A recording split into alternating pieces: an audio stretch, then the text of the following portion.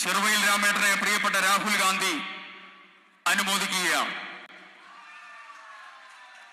പ്രിയപ്പെട്ട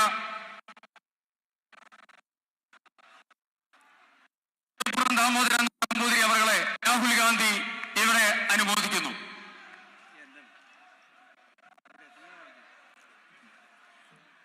അടുത്തതായി പ്രിയപ്പെട്ട ജോയ് മാത്യു അവർ അദ്ദേഹത്തെ രാഹുൽ ഗാന്ധി അനുമോദിക്കുന്നു.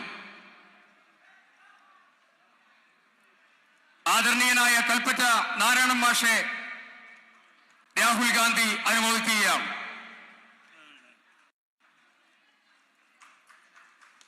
പ്രിയപ്പെട്ട ശ്രീ പി സുരേന്ദ്രൻ അവർകളെ എഴുത്തുകാർ, സാംസ്കാരിക പ്രവർത്തകർ, ജനാധിപത്യ പ്രതിരോധത്തിന് നേതൃത്വം കൊടുക്കുന്ന പി സുരേന്ദ്രൻ അവർകളെ രാഹുൽ ഗാന്ധി ആദരിക്കുകയാണ്.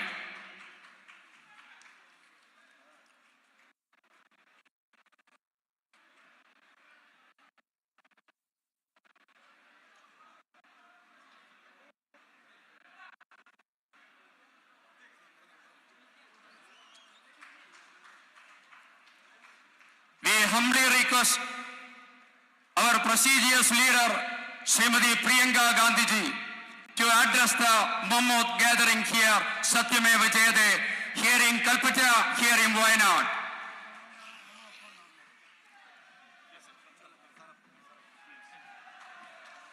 അവരുടെ പ്രസംഗം പരിഭാഷപ്പെടുത്തുന്നത് പ്രിയപ്പെട്ട യൂത്ത് കോൺഗ്രസ് സംസ്ഥാന അധ്യക്ഷൻ Shri Shafi Parambil MLA.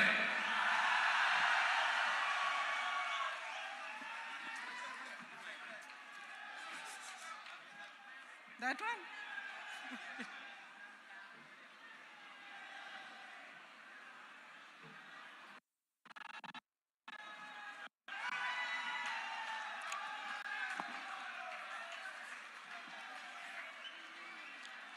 Brothers and sisters,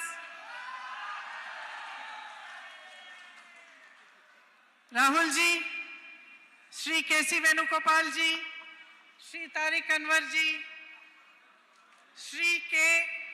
Sudhakaran ji, Shri V.D. Satishan ji, Shri Sadiq Ali Thangal ji, Shri Ramesh Channitala ji, Shri Murli Taran ji, Shri M.M. Hassan ji, Shri N.K. Premchandran ji, Padma Shri Cheruvayal Raman ji, Kalpetta Narayan Master ji, Damodaran Nambudri ji, Joy Matthew ji and P. Surendran ji. I am happy to be here today. ഐക്യ ജനാധിപത്യ മുന്നണിയുടെ പ്രിയങ്കരായ നേതാക്കന്മാരെ, സാംസ്കാരിക സാഹിത്യ മേഖലകളിൽ നിന്ന് ഈ വേദിയെ ധന്യമാക്കുന്നതിന് വേണ്ടി കടന്നു വന്നിരിക്കുന്ന പ്രിയപ്പെട്ട സഹോദരങ്ങളെ, നിങ്ങളുടെ മുന്നിൽ വന്നു നിൽക്കുന്നതിൽ ഞാൻ അതീവ സന്തുഷ്ടയാണ് എന്ന് പറയാൻ ആഗ്രഹിക്കുന്നു.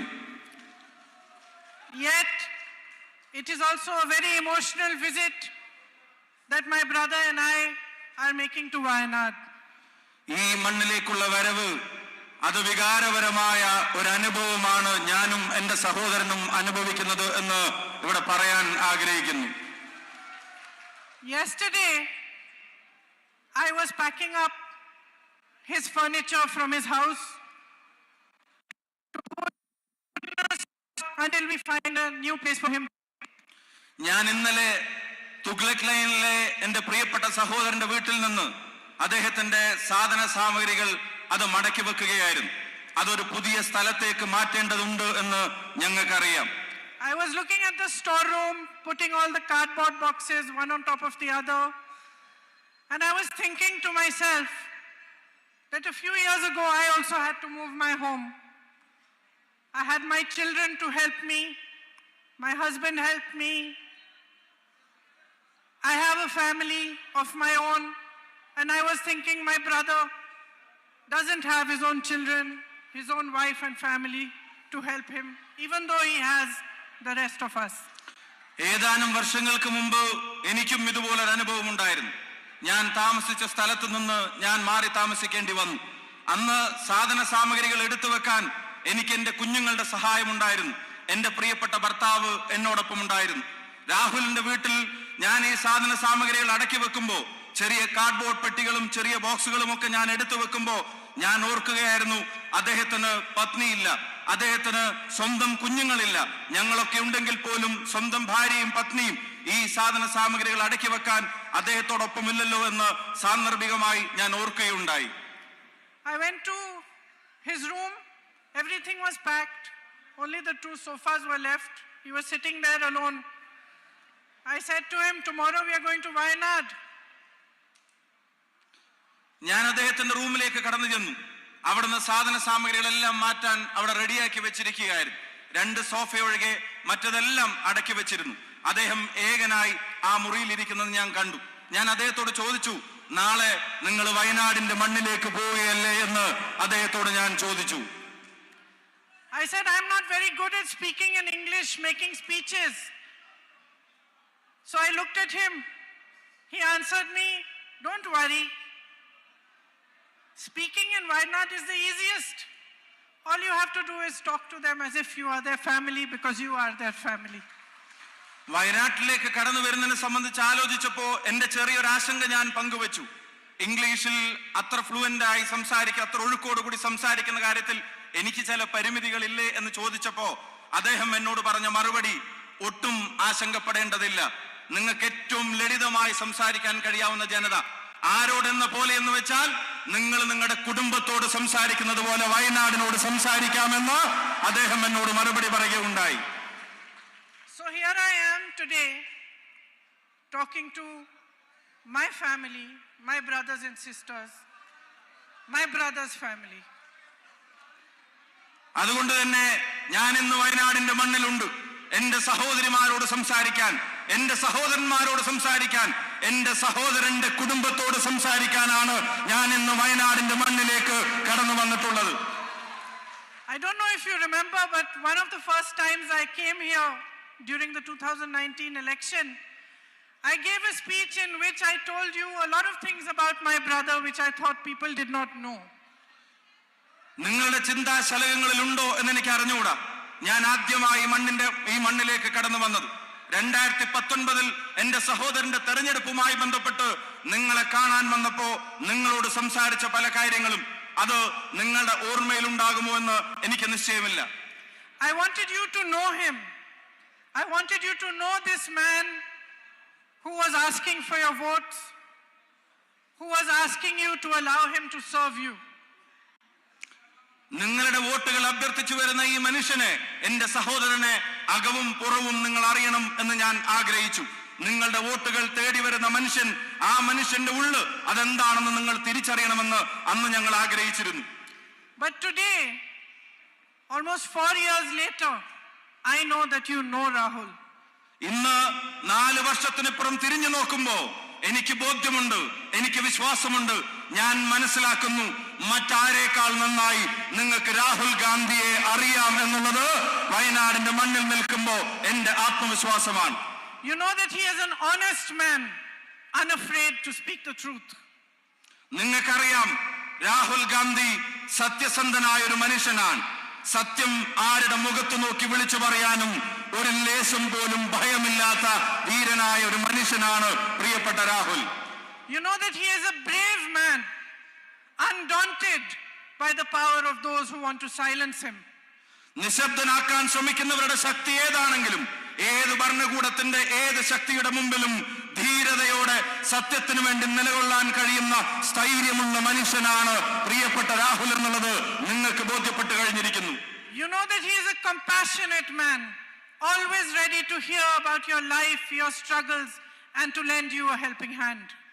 ജീവിതത്തിന്റെ രണ്ടറ്റം കൂട്ടിമുട്ടിക്കാൻ ശ്രമിക്കുന്ന ജനതയുടെ പരിവേദനങ്ങൾ, അവരുടെ സങ്കടങ്ങൾ, അവരുടെ വിഷമങ്ങൾ അത് സഹാനുഭൂതിയോടെ കേൾക്കാൻ, നിങ്ങൾക്ക് ചെവി തരാൻ, നിങ്ങൾ ഒരാളാവാൻ എപ്പോഴും മനസ്സുള്ളൊരു നേതാവാണ് പ്രിയങ്കരനായ Rahul Gandhi.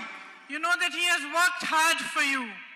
He has raised your issues, tried to resolve your problems. He has stood by you through your difficult times, and you have stood by him through his. നിങ്ങളുടെ പ്രയാസങ്ങളിൽ അദ്ദേഹം താങ്ങായി നിങ്ങളോടൊപ്പം ഉണ്ടായിരുന്നു. നിങ്ങളുടെ കഷ്ടപ്പാടുകളിൽ അദ്ദേഹം തണലായി നിങ്ങളോടൊപ്പം ഉണ്ടായിരുന്നു. ഈ നാട് നൽകിയ വോട്ടിന്റെ പേരിൽ പ്രകൃതി ദുരന്തം ഉൾപ്പെടെ വന്നിറങ്ങിയപ്പോ അതിന് നിങ്ങളോടൊപ്പം ഒരു ജനതയോടൊപ്പം നിൽക്കാൻ ആർജവത്തോടെ നിന്നൊരു ജനപ്രതിനിധിയാണ് നിങ്ങളെന്ന് അദ്ദേഹമെന്ന് ഞങ്ങൾക്ക് നല്ല ബോധ്യമുണ്ട്. അതേസമയം തന്നെ അദ്ദേഹത്തിന്റെ മുമ്പിൽ പ്രതിസന്ധികൾ തീർക്കാൻ ഭരണകൂടം ശ്രമിക്കുമ്പോഴും നിങ്ങൾ അദ്ദേഹത്തോടൊപ്പം പാറ പോലെ ഉറച്ചു നിൽക്കുന്നു എന്നുള്ളതാണ് ഈ ജനതയുടെ പ്രത്യേകത എന്നും ഞങ്ങൾ തിരിച്ചറിയുന്നു. You elected him, and now a court in Gujarat has passed a judgment after which government from parliament as your MP. ഒരു കോടതി അദ്ദേഹത്തിന്റെ അംഗത്വം എന്ന യോഗ്യത അതില്ലാതാക്കാൻ ഭരണകൂടം ശ്രമിച്ചത് നിങ്ങൾക്കറിയാം. His future as your MP is in the hands of the courts. For me, it is a strange thing to know this, to know that you elected him and that for the time being he has been disqualified from even fighting another election for 8 years.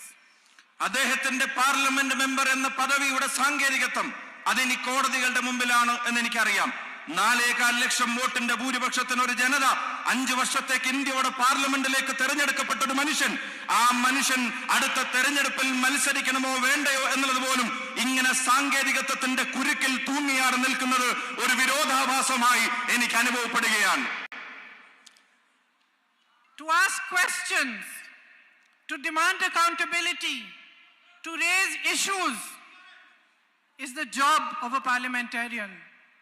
ഒരു parliament മെമ്പറുടെ ജോലിയാണ് ഭരണകൂടത്തോട് ചോദ്യങ്ങൾ ചോദിക്കുക എന്നുള്ളത്. ജനത തെരഞ്ഞെടുക്കപ്പെട്ട ഒരു വ്യക്തിയുടെ ഉത്തരവാദിത്തമാണ് ഭരണകൂടത്തെ അതിന്റെ ചെയ്തികൾക്ക് ഉത്തരവാദികളാക്കി നിലനിർത്തുക എന്നുള്ളത്. നാടിന്റെ അനീതികളിൽ ചോദ്യം ചോദിക്കാനുള്ള ഉത്തരവാദിത്തം ഒരു ജനപ്രതിനിധിയുടേതാണ് എന്ന് ആവർത്തിച്ച് പറയാൻ ഞാൻ ആഗ്രഹിക്കുന്നു. It is a right enshrined in our constitution that we are free to express ourselves, we are free to ask, we are free to debate, we are free to dissent. ഇന്ത്യയുടെ ഭരണഘടന നമുക്ക് നൽകുന്ന അവകാശങ്ങളുണ്ട്. അത് നമ്മുടെ സ്വതന്ത്രമായ അഭിപ്രായ പ്രകടനത്തിന്റെ അവകാശങ്ങളാണ്. അത് സ്വതന്ത്രമായ ചർച്ചകൾക്കുള്ള അവകാശങ്ങളാണ്. അത് ഈ നാട്ടിലെ ഭരണകൂടത്തോട് ചോദ്യങ്ങൾ ചോദിക്കാനുള്ള അവകാശമാണ്. അത് ഈ നാട്ടിലെ ഭരണകൂടത്തോട് വിയോജിപ്പ് രേഖപ്പെടുത്താനുള്ളത് കൂടിയാണ് എന്ന് ഞാൻ ഓർമ്മപ്പെടുത്തുന്നു.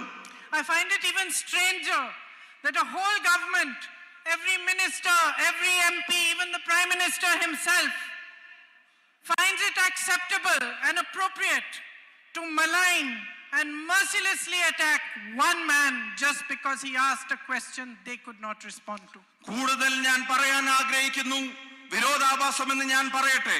ചോദ്യങ്ങൾ ചോദിക്കുന്ന ഒരു മനുഷ്യനെ, ഭരണകൂടത്തിന്റെ മുമ്പിൽ ആർജവത്തോടെ എഴുന്നേറ്റ് നിൽക്കുന്ന ഒരു മനുഷ്യനെ അദ്ദേഹത്തെ അപമാനിക്കുവാൻ, അദ്ദേഹത്തെ പരിഹസിക്കുവാൻ, അദ്ദേഹത്തെ വളഞ്ഞിട്ടാക്രമിക്കാൻ ഭരണകൂടത്തിന്റെ അടിമകളായ ജനപ്രതിനിധികൾ, അവരുടെ മന്ത്രിമാർ, അവരുടെ പ്രധാനപ്പെട്ട പദവികളിരിക്കുന്നവർ, അവരെല്ലാവരും വരി വരിയായി നിന്ന് ഒരു മനുഷ്യനെ വേട്ടയാടാൻ ശ്രമിക്കുന്നതിന്റെ കാരണം അദ്ദേഹം ഈ ഭരണകൂടത്തോട് ചോദ്യങ്ങൾ ചോദിക്കുന്നു എന്നുള്ളത് തന്നെയാണ് എന്ന് ഞാൻ തിരിച്ചറിയുന്നു. But then, my brothers and sisters, the truth is always uncomfortable, especially for those who lie, for those who unleash an industrial scale of propaganda against anyone who dares to question them.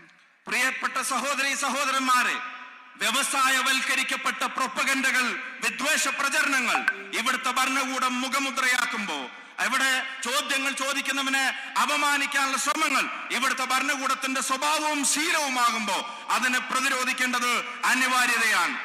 Our nation was built on the foundation of truth, of non-violence, equality and justice.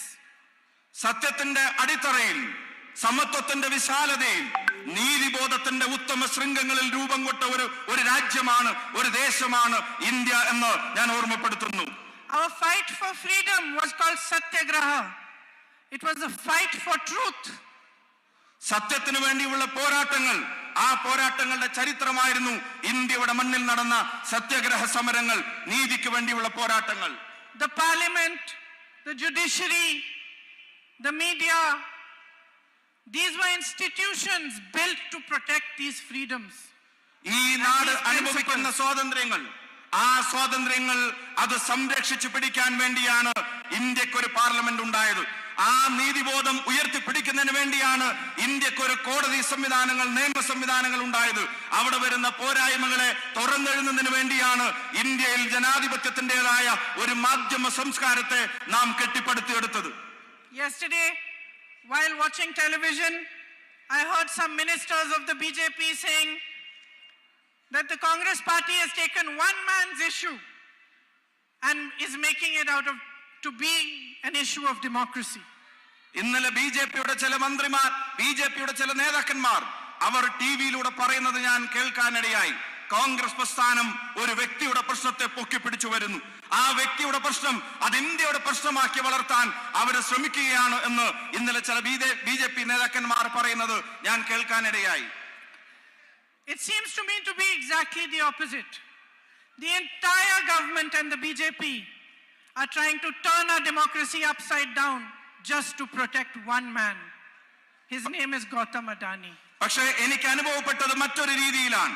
ഒരു വ്യക്തിയെ വേട്ടയാടാൻ വേണ്ടി, ഒരു വ്യക്തിയുടെ പ്രശ്നങ്ങൾ India മുഴുവൻ ഒരു വിഷയമാക്കാൻ കോൺഗ്രസ് ശ്രമിക്കുന്നതായിട്ടല്ല എനിക്ക് അനുഭവപ്പെട്ടത് ഒരു വ്യക്തിയുടെ സംരക്ഷണത്തിന് വേണ്ടി ഇന്ത്യയുടെ പ്രധാനമന്ത്രി, ഒരു വ്യക്തിയുടെ സംരക്ഷണത്തിന് വേണ്ടി ഇന്ത്യയുടെ ഭരണകൂടം, ഒരു വ്യക്തിയുടെ സംരക്ഷണത്തിന് വേണ്ടി ഇന്ത്യയുടെ ഭരണഘടനാ സ്ഥാപനങ്ങൾ അവരെല്ലാവരും അണിനിരക്കുന്നത് ഒരു വ്യക്തിയുടെ സംരക്ഷണത്തിന് വേണ്ടിയാണ്. ആ വ്യക്തി മറ്റാരുമല്ല, അത് ഗൗതം അദാനിയാണ് എന്ന് എനിക്ക് ബോധ്യപ്പെട്ടിരിക്കുന്നു. Our country is at a crossroads. What has happened to my brother is just a symptom. It is a symptom of how far we are down the path towards a dictatorship today. Today, the government believes that it can silence any dissent. It believes it can take our ports, our airports, even some of our defense establishments, and pass them on to their businessmen friends. ജനാധിപത്യത്തിന്റെ നിർണായകമായ ഒരു നാൽക്കവലയിൽ ഈ രാജ്യം നിൽക്കുകയാണ്. ഒരു പാത എന്റെ സഹോദരൻ നയിക്കുന്ന പാതയാണ്. മറ്റൊരു പാതയിൽ നിങ്ങൾ കാണുന്നുണ്ട് ഈ രാജ്യത്തിന്റെ സ്വത്ത് സമ്പത്തുകൾ മുഴുവൻ, ഈ രാജ്യത്തിന്റെ അഭിമാന സ്തംഭങ്ങൾ മുഴുവൻ ഒരു വ്യക്തിക്ക് തീരെഴുതി കൊടുക്കുന്നത് നിങ്ങൾ കാണുന്നുണ്ട്. ആ പാതയിൽ ഇന്ത്യയുടെ തുറമുഖങ്ങൾ സ്വകാര്യ വ്യക്തികൾക്ക് കൈമാറുന്നു. ആ പാതയിൽ ഇന്ത്യയുടെ എയർപോർട്ടുകൾ അത് സ്വകാര്യ വ്യക്തികളുടേതായി മാറുന്നു. ആ പാതയിൽ എന്തിനധികം പറയുന്നു, പ്രതിരോധ രംഗത്ത് ഇന്ത്യയുടെ അഭിവാജ്യമായ അഭിമാന സ്തംഭങ്ങൾ പോലും വിൽപ്പനക്ക് വെച്ചിരിക്കുന്ന പാതയാണ് മറ്റൊരു പാതയായി നമ്മൾ കാണുന്നത്. The whole government defends a man whom they have enabled to make thousands of crores a day, but they don't defend farmers who make only 27 rupees a day. ഈ നാട്ടിൽ ഞാൻ നേരത്തെ സൂചിപ്പിച്ച ഈ ജനാധിപത്യത്തിന്റെ നാൽക്കവലയിൽ ഈ നാട് ചെന്ന് നിൽക്കുമ്പോ അത് മുഴുവൻ ഒരു സത്യത്തെ നിശബ്ദമാക്കാനുള്ള ശ്രമങ്ങൾ നടക്കുന്നു. സത്യം പറയുന്നവനെ നിരായുധനാക്കാനുള്ള ശ്രമം നടക്കുന്നു. എന്നിട്ടോ ഭരണകൂടം സംരക്ഷിക്കാൻ ശ്രമിക്കുന്നത് ആയിരക്കണക്കിന് കോടി രൂപയുടെ, ലക്ഷക്കണക്കിന് കോടി രൂപയുടെ ആസ്തിയുള്ളവന്റെ പുറകിൽ ഭരണകൂടം അവരോച്ചാനിച്ച് നിൽക്കുമ്പോ ഇന്നാട്ടിൽ ഒരു ദിവസം കേവലം 27 രൂപ മാത്രം വരുമാനം വെച്ച് ഒരു ദേശീയ ശരാശരിയിൽ ഒരു കർഷകൻ ജീവിക്കുമ്പോ ആ കർഷകന്റെ താല്പര്യത്തെ സംരക്ഷിക്കാൻ ഒരു ഭരണകൂടത്തെയും നമ്മൾ കാണുന്നില്ല എന്നുള്ളതാണ് ഏറ്റവും ഖേദകരമായ സാഹചര്യം. Our soldiers stand at the borders ready to sacrifice their lives while Mr. Adani subcontracts to Chinese businesses. ഈ നാടിന്റെ അതിർത്തി കാക്കുന്നവൻ, ഈ നാടിന്റെ അതിരുകളിൽ രാജ്യത്തിന്റെ സുരക്ഷയ്ക്ക് വേണ്ടി പോരാടുന്നവൻ, അവന്റെ ജീവൻ ത്യജിക്കാൻ ചൈനയുടെ അതിർത്തികളിൽ പോരാടാൻ തയ്യാറായി നിൽക്കുമ്പോ അവിടെ ചൈനയ്ക്കും അദാനിക്കും വേണ്ടി ഈ ഗവൺമെന്റ് ഒത്താശ ചെയ്തു കൊടുക്കുന്ന കാഴ്ചകൾ നമ്മൾ കണ്ടു നിൽക്കേണ്ടി വരികയാണ്. Our Prime Minister feels responsible to defend Mr. Adani, but he feels no responsibility towards the people of India. അദാനിയെ സംരക്ഷിക്കാൻ, അദാനിയുടെ ഉത്തരവാദിത്തങ്ങൾ നിറവേറ്റാൻ ഇന്ത്യയുടെ പ്രധാനമന്ത്രിക്ക് സമയമുണ്ട്, താല്പര്യമുണ്ട്. പക്ഷേ ഈ രാജ്യത്തെ ജനതയുടെയും അതിന്റെ കാവൽ ഭടന്മാരുടെയും രാജ്യത്തിന്റെ പട്ടാളക്കാരുടെയും ഉത്തരവാദിത്തങ്ങൾ നിറവേറ്റാൻ പ്രധാനമന്ത്രിക്ക് താല്പര്യവും സമയവുമില്ല.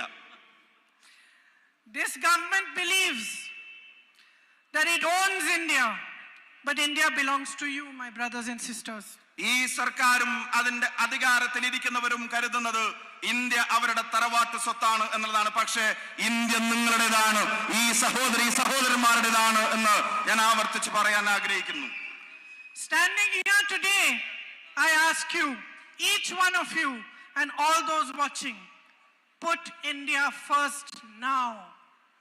എന്റെ മുന്നിലിരിക്കുന്ന മുഴുവൻ സഹോദരീ സഹോദരന്മാരോട്, ഞങ്ങളെ കേൾക്കുന്നവരോട്, ഞങ്ങളെ കാണുന്നവരോട് വിനീതമായി ഞാൻ അഭ്യർത്ഥിക്കുന്നു, എല്ലാ വ്യക്തി താല്പര്യങ്ങൾക്കും അപ്പുറത്ത്, എല്ലാ സ്വകാര്യ താല്പര്യങ്ങൾക്കും അപ്പുറത്ത് ഇന്ത്യയുടെ താല്പര്യം ഒന്നാമതാവാനുള്ള തീരുമാനം നമ്മൾ എടുക്കേണ്ട സമയം അതിക്രമിച്ചു കഴിഞ്ഞിരിക്കുന്നു. When the institutions are failing to be checks and balances for the government, it is our job, the people of India's job, to become the check and balance for this government. ജനാധിപത്യ സംവിധാനങ്ങളുടെ സന്തുലിതാവസ്ഥ നഷ്ടപ്പെടുന്ന ഒരു സാഹചര്യത്തിൽ അവയെ സംരക്ഷിക്കാൻ ഭരണഘടനാ സ്ഥാപനങ്ങൾ ദയനീയമായി പരാജയപ്പെടുമ്പോൾ, അവർ വെറും നോക്കുകുത്തികളാകുമ്പോൾ, ഈ നാടിന്റെ ജനാധിപത്യ ബോധത്തെ സംരക്ഷിക്കാനുള്ള ഉത്തരവാദിത്വം ഇന്ത്യയുടെ ജനതയുടെ മേലെ വന്നു ചേരുകയാണ്, നമ്മുടെ മേലിൽ അത് വന്നു ചേരുകയാണ്. Aren't you tired of watching the Prime Minister change costumes every day and having no change in your own lives, having no future to think of?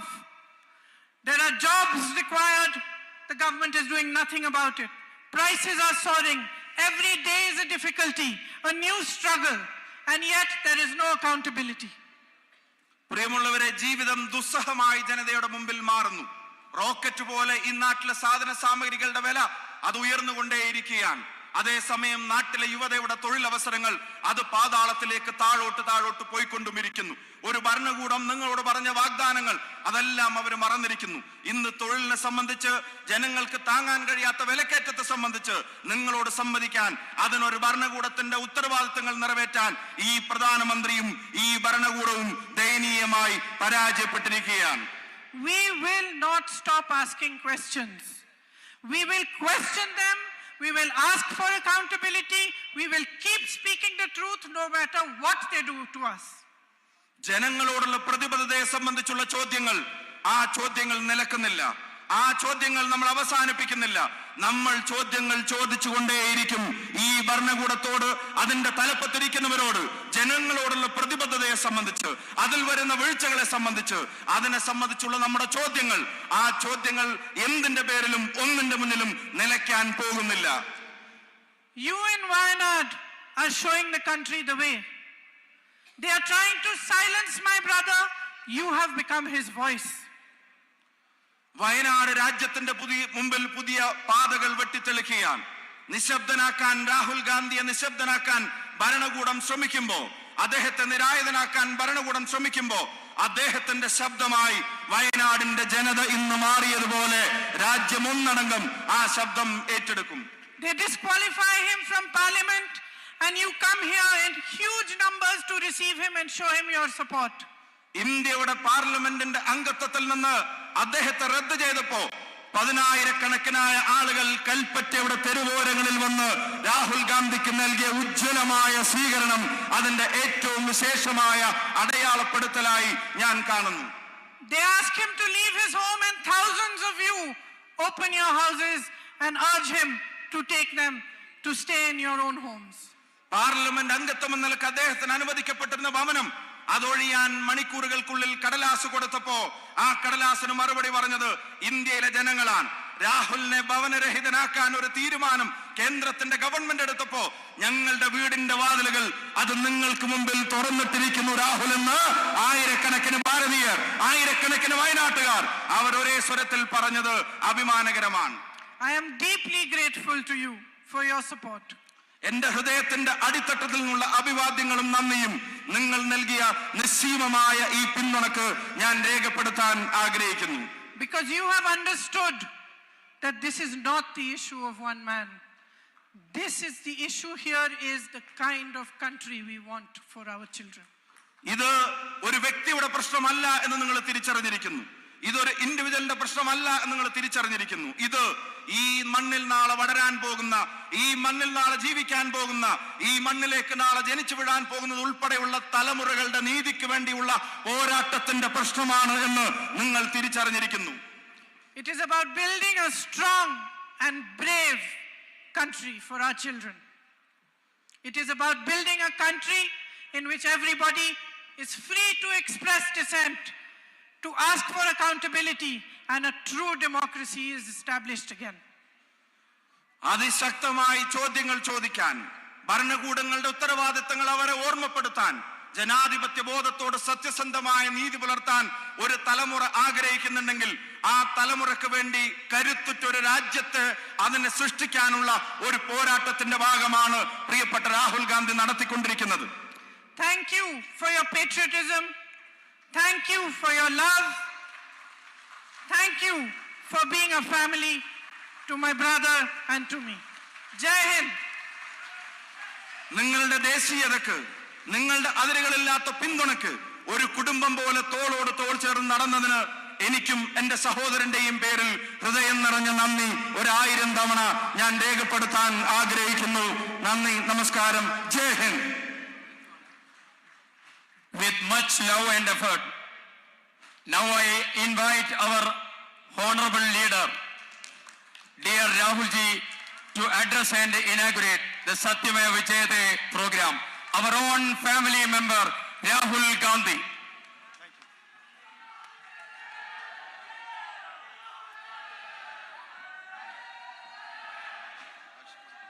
K.C. Venugopal ji, Priyanaka, Tarik Anwar ji, K. Sudhakaran ji, V.D. Satishan ji, Sadiq Ali Shihab Tangal ji, P. Kunyalukutti ji, Ramesh Chenithala ji, K. Muralidharan ji, M.M. Hassan ji, N.K. Premachandran ji, Padma Shri Cheruvayal Raman ji, Kalpetta Narayanan Master ji, Ketaparam Damodran Nambudri ji, Joy Matthew, P. Surendran ji, brothers and sisters, friends, I'd like to welcome all of you to this meeting here today. വേദിയിൽ സന്നിഹിതരായിരിക്കുന്ന ഉന്നതരായ രാഷ്ട്രീയ, സാമൂഹ്യ, സാഹിത്യ നായകരെ, പ്രിയപ്പെട്ട സഹോദരി സഹോദരങ്ങളെ, ഞാൻ അങ്ങേയറ്റം സന്തോഷത്തോടെ നിങ്ങളിലേക്ക് ഇറങ്ങി വരുന്നു. നിങ്ങളേവരെയും സ്വാഗതം ചെയ്യുന്നു. I'd like to wish all of you belated Easter and for the coming Vishu and Perunal festivals. നിങ്ങൾക്ക് ഏവർക്കും ഹൃദയംഗമമായ ഈസ്റ്റർ, വിഷു, പെരുന്നാൾ ആശംസകൾ ഞാൻ നേരുകയാണ്.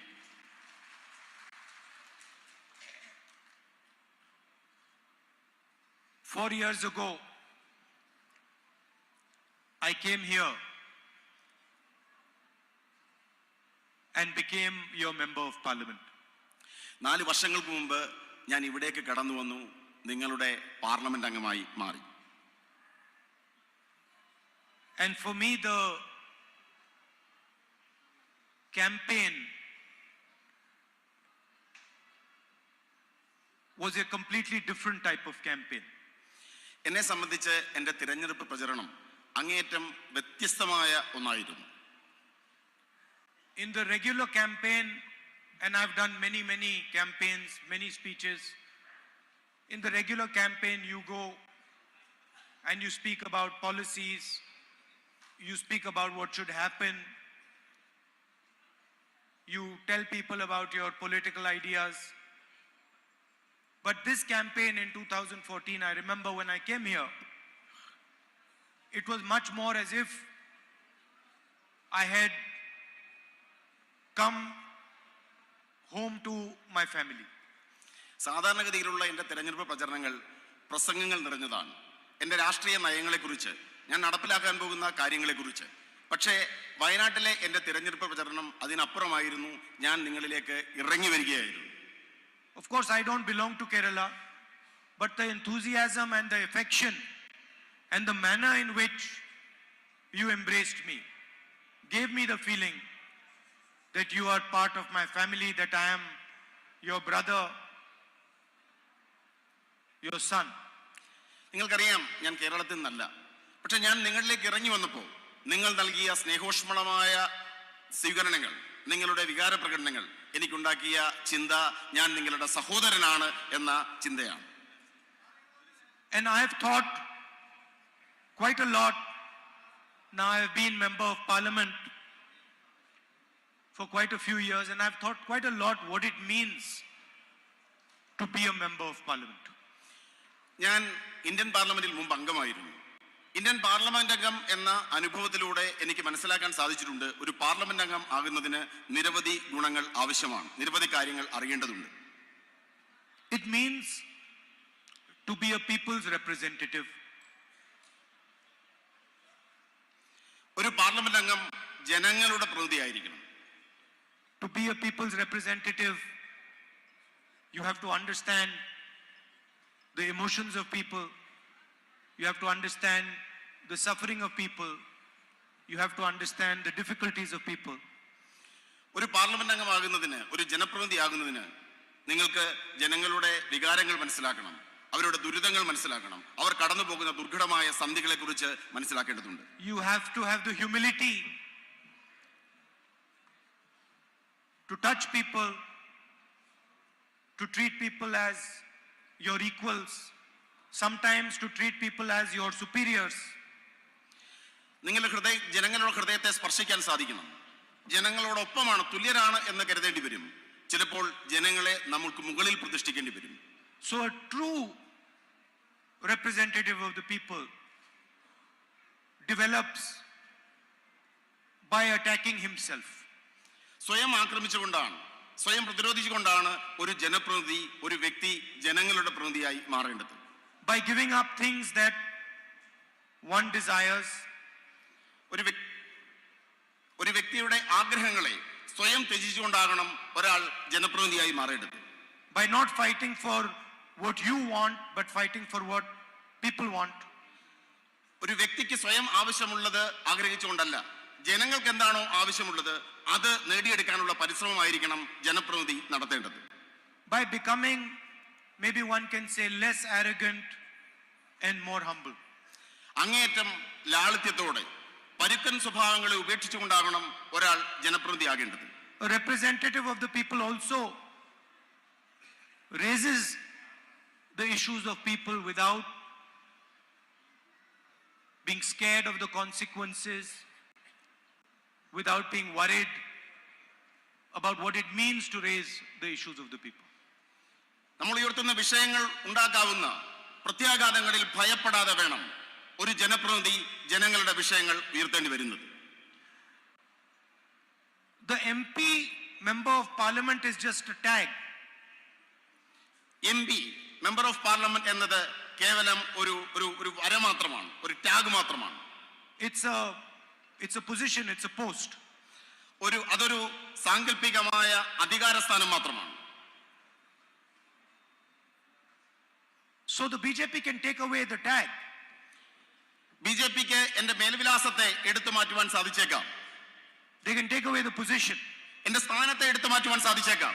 They can take away the house. എന്റെ ഭവനത്തെ എടുത്തു മാറ്റാൻ സാധിച്ചേക്കാം. They can put me in jail. എന്നെ ജയിലിൽ അടയ്ക്കാൻ സാധിച്ചേക്കാം. But they cannot stop me from representing the people of Wayanad. എന്നാൽ ജനങ്ങളെ, വയനാട്ടിലെ ജനങ്ങളെ പ്രതികരിക്കുന്നതിനും എന്നെ പ്രതിരോധിക്കുവാൻ ബിജെപിക്ക് സാധ്യമല്ല.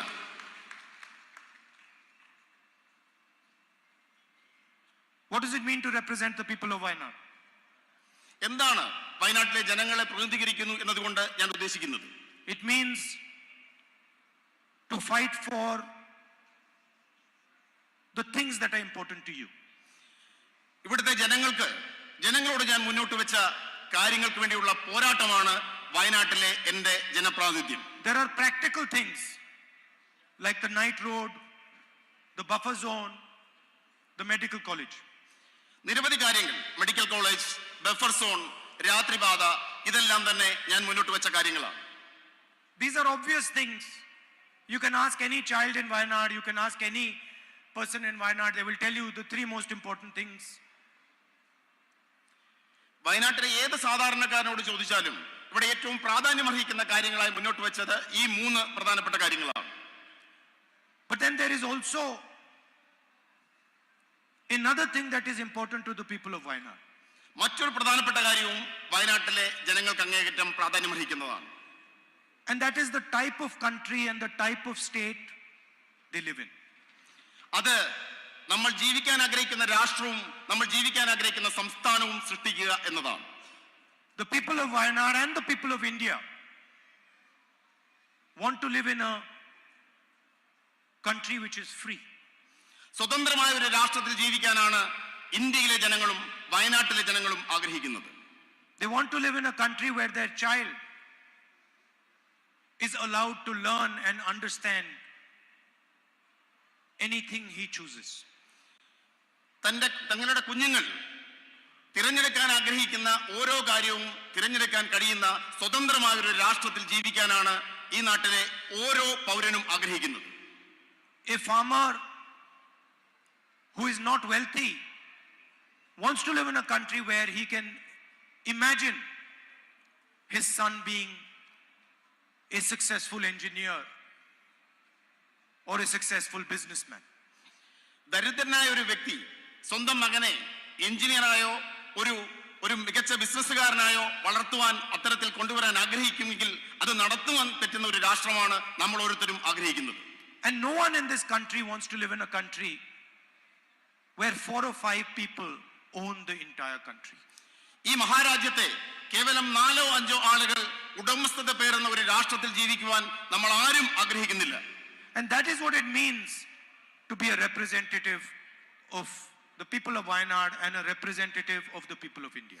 ഈ കാര്യങ്ങൾ ജനങ്ങളിൽ എത്തിക്കുക എന്നതാണ് വയനാടിന്റെ ജനപ്രതിനിധി അല്ലെങ്കിൽ ഈ രാഷ്ട്രത്തിലെ ഒരു ജനപ്രതിനിധി എന്നതുകൊണ്ട് ഞാൻ ഉദ്ദേശിക്കുന്നത്. I've been fighting now the BJP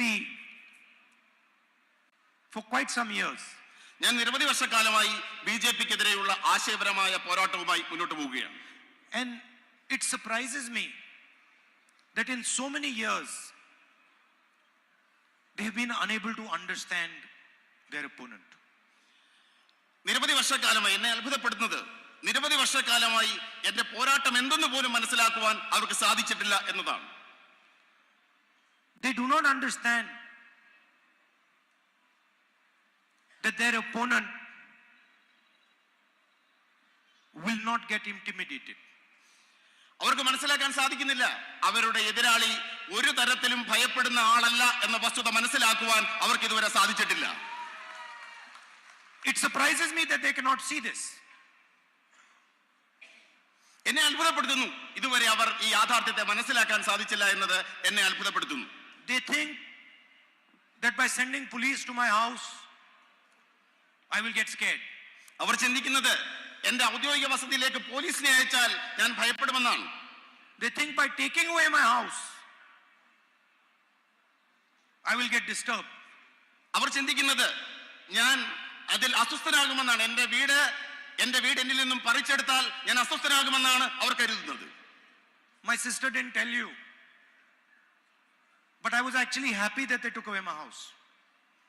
എന്റെ സഹോദരി ഈ കാര്യങ്ങൾ യഥാർത്ഥത്തിൽ പൂർണ്ണമായി പറഞ്ഞില്ല. പക്ഷെ എങ്കിലും എന്റെ സഹോദരി നിങ്ങളോട് ആ കാര്യങ്ങൾ വിശദീകരിച്ചതിൽ ഞാൻ സന്തോഷവാനാണ്. It's not interesting for me to live in that house. എന്നെ സംബന്ധിച്ച് അത്തരമൊരു വീട്ടിൽ താമസിക്കുക എന്നത് എനിക്ക് ഏറ്റവും സന്തോഷം പകരുന്ന ഒന്നല്ല. How many people in Wayanad lost their house?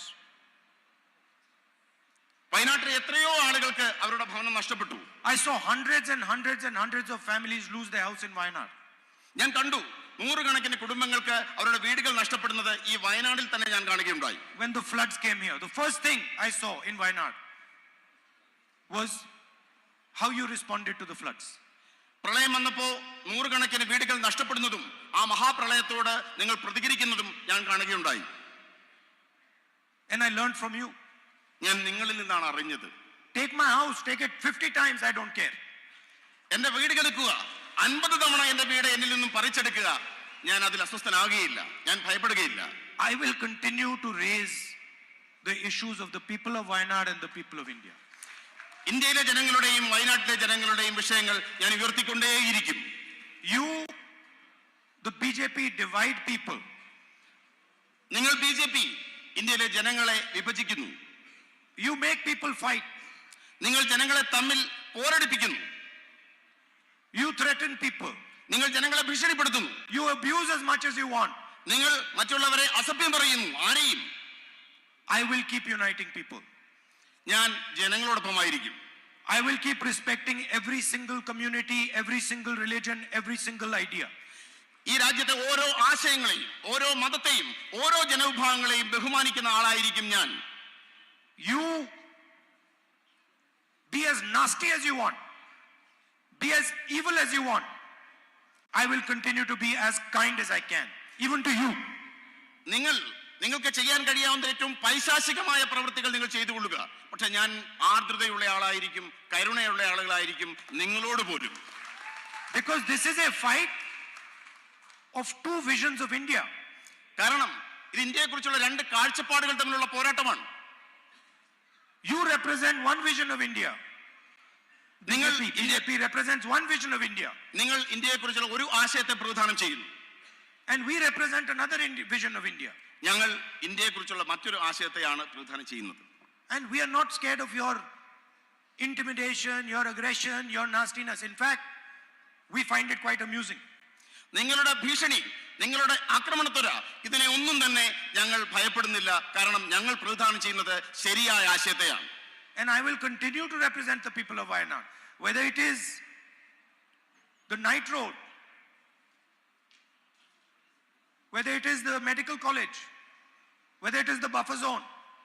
Doesn't matter if I'm not an MP. I will make sure that these things happen in Wayanad.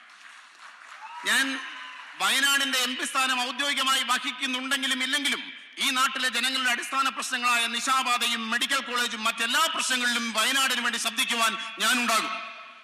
Don't think that just because I'm not your MP and they've disqualified me, my relationship with you is going to change. നിങ്ങൾ ചിന്തിക്കേണ്ട, എന്റെ MP സ്ഥാനം നഷ്ടപ്പെടുത്തിയത് കൊണ്ടോ എന്നെ അയോഗ്യനാക്കിയത് കൊണ്ടോ നമ്മൾ തമ്മിലുള്ള ബന്ധം അവസാനിക്കുന്നുവെന്ന് നിങ്ങൾ ഒരിക്കലും കരുതേണ്ടതില്ല. And I'm not saying for 2-3 years. My entire life, my relationship is not going to change with you now. കേവലം 2-3 വർഷത്തെ കാര്യമല്ല ഞാൻ പറയുന്നത്. എന്റെ ജീവനുള്ളിടത്തോളം കാലം ആജീവനാന്തം ഞാൻ നിങ്ങളോട് കടപ്പെട്ടിരിക്കുന്നു. Let them take away whatever they want. Let them put me in jail. I don't care. My relationship with the people of Wayanad is going to stay the same. അവരെന്നെ പിടിച്ചുകൊണ്ട് പോകട്ടെ, എന്നെ കാരാഗൃഹത്തിൽ അടച്ചോട്ടെ, പക്ഷെ വയനാടിനോടുള്ള എന്റെ ബന്ധം, ജന്മാന്തര ബന്ധം നിലനിൽക്കുക തന്നെ ചെയ്യും. After all, what did I do? What did I do? അവരെന്ത് ചെയ്യും? അവർക്ക് എന്ത് ചെയ്യാൻ സാധിക്കും? I went to Parliament and I asked the Prime Minister some questions about a businessman. ഞാൻ പാർലമെന്റിലേക്ക് ചെന്നു. പ്രധാനമന്ത്രിയോട് ഈ രാജ്യത്തെ ഒരു ബിസിനസ്സുകാരനെ കുറിച്ച് കുറച്ച് ചോദ്യങ്ങൾ ചോദിച്ചു. I just asked him, Mr. Narendra Modi, please explain your relationship with Mr. Adani. പ്രിയപ്പെട്ട പ്രധാനമന്ത്രി നരേന്ദ്രമോദി, നിങ്ങൾക്ക് ഗൗതം അദാനിയും എന്ന ബിസിനസ്സുകാരുമായിട്ടുള്ള ബന്ധം വിശദീകരിക്കുക. I kept asking that simple question. In my speech in Parliament, I used media reports to show that Mr. Adani, who was number 609th on the list of wealthiest people in the world, became number 2. ഞാൻ ആ ചോദ്യം തുടർച്ചയായി ചോദിച്ചുകൊണ്ടിരുന്നു.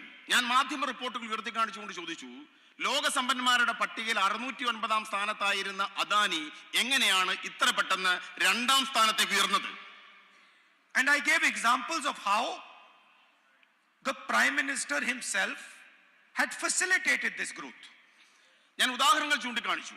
എങ്ങനെയാണ് Indian പ്രധാനമന്ത്രി ഈ വളർച്ചയ്ക്ക് സഹായിച്ചതിനെ കുറിച്ചുള്ള കൃത്യമായ ഉദാഹരണങ്ങൾ ഞാൻ പാർലമെന്റിൽ ചൂണ്ടിക്കാണിക്കുകയുണ്ടായി. I showed how the relationship, the military, the defense relationship between Israel and India was completely transformed to help Mr. Adani.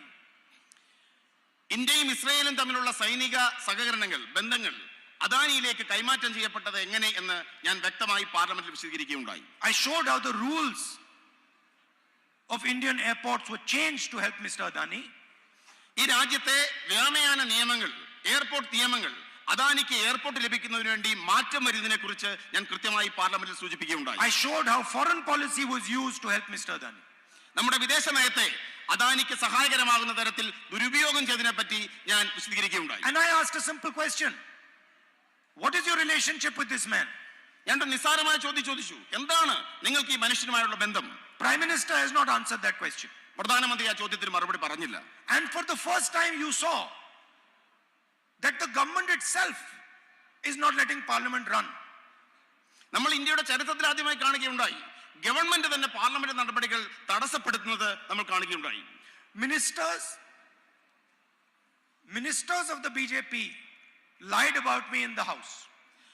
മന്ത്രിമാർ, ബിജെപിയുടെ മന്ത്രിമാർ തന്നെ പാർലമെന്റ് നടപടികൾ തടസ്സപ്പെടുത്തുവാൻ, അതിന്റെ സംപ്രേഷണം നിർത്തിവെക്കുവാൻ മുന്നോട്ടിറങ്ങി. The law in parliament, the rule in parliament is that if anybody says anything about a parliament member, that parliament member has the right to reply. പാർലമെന്റിലെ നിയമം ഇതാണ്. ഇന്ത്യൻ പാർലമെന്റ് ഒരു വ്യക്തിക്കെതിരെ ആക്ഷേപകരമായ പരാമർശങ്ങൾ ഉണ്ടായാൽ ആ വ്യക്തിക്ക് സ്വയം വിശദീകരണം നൽകാൻ അവസരം നൽകുക എന്നുള്ളതാണ് ഇന്ത്യൻ പാർലമെന്ററി നിയമം. I went to the speaker with the rule and I said, Speaker sir, they have lied about me. Under this rule, I should be allowed to speak. ഞാൻ ഇന്ത്യയുടെ സ്പീക്കറുടെ അടുത്തേക്ക് ചെന്നു, നിയമം കാണിച്ചു, എന്നിട്ട് പറഞ്ഞു, എന്നെ കുറിച്ച് അവർ കള്ളം പറഞ്ഞിരിക്കുന്നു, എനിക്ക് എന്റെ ഭാഗം വിശദീകരിക്കുവാൻ അവസരം നൽകണം. I wrote him 2 letters. 2 കത്തുകൾ, ഞാൻ ഇത് സൂചിപ്പിച്ചുകൊണ്ട് 2 കത്തുകൾ എഴുതുകയുണ്ടായി. And then eventually I went to his office and I said, Speaker sir, why are you doing this? ഞാൻ അതിനുശേഷം സ്പീക്കറുടെ ഓഫീസിലേക്ക് പോയി അദ്ദേഹത്തോട് ചോദിച്ചു, എന്തുകൊണ്ടാണ് അങ്ങ് ഇങ്ങനെയൊക്കെ ചെയ്തത്? He says, I have no choice. അദ്ദേഹം പറഞ്ഞത്, എനിക്ക് മറ്റു മാർഗങ്ങളില്ല എന്നാണ്. You come and drink some tea with me and then I will explain it to you. അദ്ദേഹം പറഞ്ഞത്, നിസ്സഹായനായി പറഞ്ഞത്, എന്നോടൊപ്പം വന്ന് ഒരു ചായ കുടിക്കൂ, ഞാൻ ചില കാര്യങ്ങൾ പറയാം എന്നാണ്. So the entire parliament house was shut. I was not allowed to reply. And then at the end of it, because the government is very uncomfortable about the type of questions that I ask, about the issues that I raise, I'm removed from parliament. Doesn't matter. This is the biggest gift that they could have given me. നമ്മൾ കാണുകയുണ്ടായി, എനിക്ക് പാർലമെന്റിൽ മറുപടി നൽകാൻ അവസരം നൽകിയില്ല. ഞാൻ ഉയർത്തുന്ന ചോദ്യങ്ങളിൽ അസ്വസ്ഥരായ അവർ എന്നെ പാർലമെന്റിൽ നിന്നും പുറത്താക്കി. പക്ഷേ എനിക്ക് നൽകിയിരിക്കുന്ന ഏറ്റവും വലിയ അവസരമാണ് ഈ അയോഗ്യലാക്കൽ എന്ന് ഞാൻ പറയാൻ ഞാൻ ആഗ്രഹിക്കുന്നു. Because I have to tell you, how do I know that what I am doing is correct? ഞാൻ നിങ്ങളോട് പറയാൻ ആഗ്രഹിക്കുന്നു, ഞാൻ ചെയ്യുന്ന പ്രവർത്തികൾ ശരിയാണ് എന്ന് എങ്ങനെയാണ് എനിക്ക് ബോധ്യപ്പെടാൻ സാധിക്കുന്നത്? I know that if the BJP is taking away my house, is disqualifying me from parliament, is attacking me 24 hours, I know that I'm doing the right thing. ഞാൻ ചെയ്യുന്നത് ശരിയാണെന്ന് എനിക്ക് മനസ്സിലാക്കാൻ സാധിക്കുന്നു. എന്റെ ഭവനം BJP എടുത്തു മാറ്റുമ്പോൾ, എന്നെ 24 മണിക്കൂറും ആക്രമിക്കുമ്പോൾ, എനിക്ക് പിന്നാലെ കൂടുമ്പോൾ എനിക്ക് മനസ്സിലാക്കാൻ സാധിക്കുന്നു എന്റെ പ്രവൃത്തികൾ ശരിയായിരുന്നു എന്ന വസ്തുത. And the more they attack me, the more I know that this is exactly the path on which I have to walk. ഇതാണ് എനിക്ക് കൂടുതൽ മനസ്സിലാക്കാൻ സാധിക്കുന്നു, ഇതാണ് ശരിയിലേക്കുള്ള പാത എന്ന വസ്തുത പൂർണ്ണമായി മനസ്സിലാക്കാൻ എനിക്ക് സാധിക്കുന്നു. And I am not going to stop, no matter what happens. എന്ത് സംഭവിച്ചാലും ഞാൻ എന്റെ പ്രവൃത്തികൾ അവസാനിപ്പിക്കാൻ പോകുന്നില്ല. Not for myself, but because of my relationship with you and my relationship with the rest of the people of India. ഇതെനിക്ക് വേണ്ടിയല്ല, ഈ മഹാരാജ്യത്തെ ജനങ്ങളോടുള്ള എന്റെ ബന്ധം കാരണമാണ് ഞാൻ ഈ സത്യത്തിന്റെ പാതയിൽ മുന്നോട്ട് പോകുവാൻ ആഗ്രഹിക്കുന്നത്. In the end, I'd like to repeat, my disqualification does not mean anything as far as my relationship with you is concerned. ഞാൻ അവസാനമായി ഉപസംഹരിച്ചുകൊണ്ട് പറയാൻ ആഗ്രഹിക്കുന്നു, എന്റെ പാർലമെന്റ് അംഗത്വവും നമ്മൾ തമ്മിലുള്ള ബന്ധവുമായി യാതൊരു ബന്ധവുമല്ല, അതിനപ്പുറമാണ് നമ്മൾ തമ്മിലുള്ള ബന്ധം. I promise you, this disqualification will only deepen my relationship with you. ഞാൻ നിങ്ങളോട് പ്രതിജ്ഞ ചെയ്യാൻ ആഗ്രഹിക്കുന്നു, ഈ അയോഗ്യത നമ്മൾ തമ്മിലുള്ള ബന്ധത്തെ കൂടുതൽ ആഴങ്ങളിലേക്ക് കൊണ്ടുപോകാൻ, കൂടുതൽ ഗാഢമാക്കുവാൻ മാത്രമേ സഹായകരമാവുകയുള്ളൂ. Because my relationship with you is one of a family, is one of a brother, is one of a son, and that is not going to change.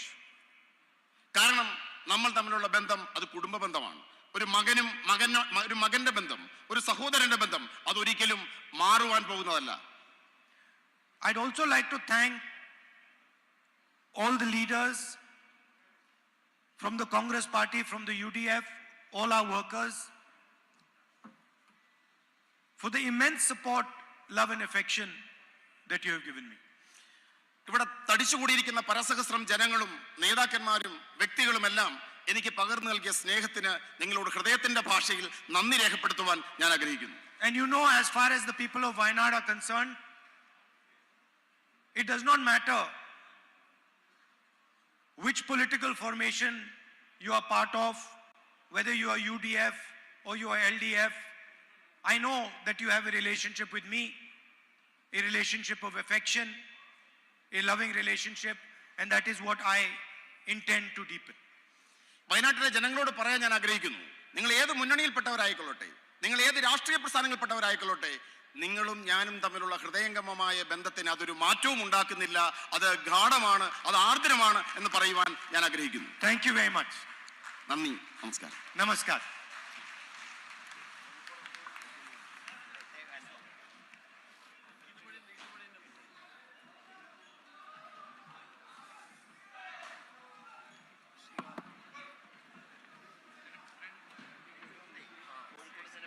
ദേശീയ ഗാനത്തോടുകൂടി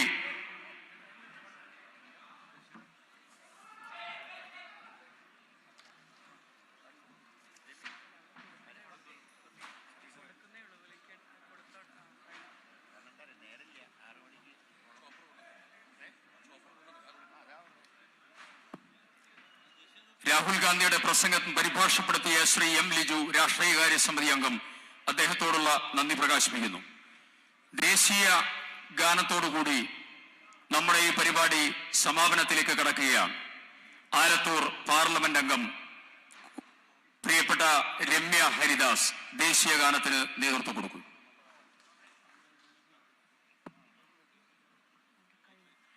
जनगणमन अधिनायक जय हे भारत भाग्य विधाता, पंजाब सिंध गुजरात मराठा द्राविड उत्कल बंगा, विंध्य हिमाचल यमुना गंगा उच्चल जलति तरंगा, तव शुभ नामे जाहे तव शुभ आशीष मागे, गाहे तव जय गाथा, जनगण मंगलदायक जय हे भारत भाग्य विधाता, जय हे जय हे जय हे जय जय जय जय हे.